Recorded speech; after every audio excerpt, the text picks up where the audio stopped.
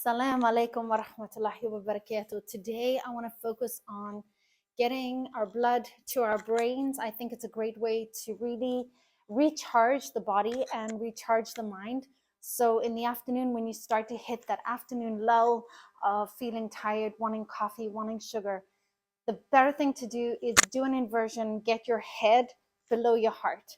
So the first thing you could do could be a simple forward fold. So what you want to do is bend your knees. When you bend your knees, you're going to protect your lower spine. When your hamstrings are tight and you keep your legs straight, thinking, oh, I'm going to get a nice stretch into my legs, and then I'm going to bend forward, what tends to happen is we can hurt our lower back. So you want to bend your knees, drop your head, and just hang. You can bring your fingers to the floor, to a block. You can roll forward and back.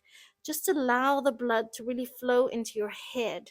And this is truly why sujood is so powerful, because when we go into sujood, our head is below our hearts and we get that recharge in our brains. And that's part of the physical aspect of why Salat is really so recharging physically. You feel less of those lulls after you do Asr in the afternoon because you've got your head below your heart. In this position, try not to lift your head. Allow your neck to be heavy. Drop your head from side to side. You can bend one knee and then the other,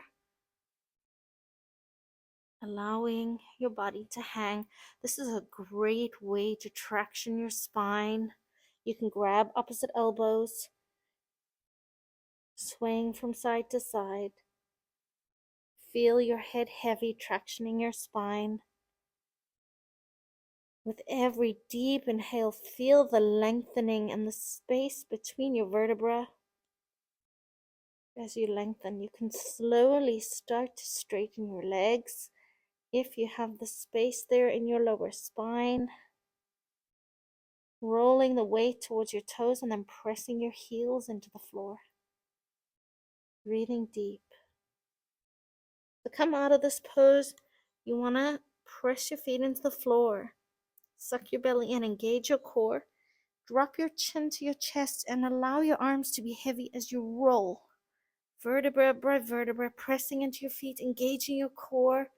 Roll your shoulders up, back, and down. And you will feel really rejuvenated in this pose. Another great pose will be a child's pose. So let's see if we can see the mat here.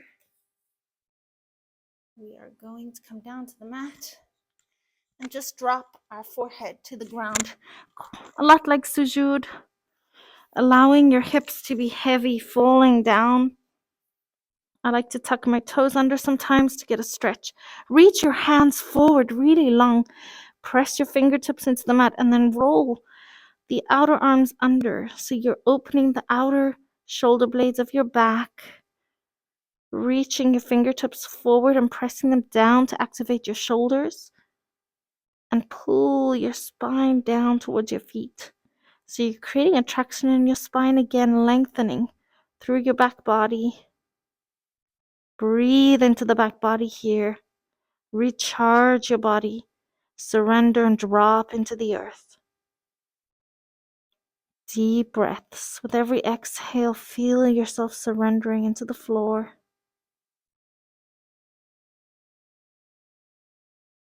The pose of humility, the pose of surrender. To come out of this pose, slowly again, rolling your spine up to a seated position. If you know downward dog, you place your hands shoulder distance apart, spread the fingertips wide. Press the fingertips into the earth so you can actually see them changing color.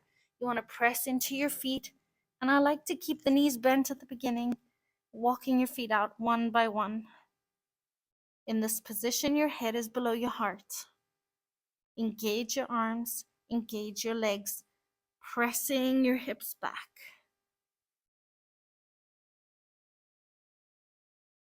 I'm walking my legs out because my legs tend to be quite stiff. And I want to increase the flexibility in my calves. So on my right leg here, I'm pressing the heel down to the earth, stretching out the calf, and switch.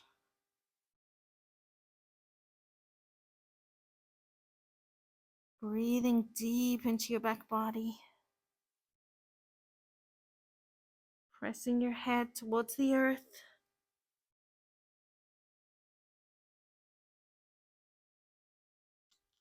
These are great stretches during Ramadan to bring that energy back, give you some circulation in your body without having to do too much. Just a note, when you do have your head below your heart, you want to come out of it slowly because you could feel dizzy. If too much blood is in your head and you move out of the pose fast, you'll feel dizzy and you might fall down. So coming out of the pose is very slow with control. Even taking a moment with your head down is a good way to allow your body to rebalance and come out of the pose slowly. Assalamu alaikum wa rahmatullahi wa barakatuh.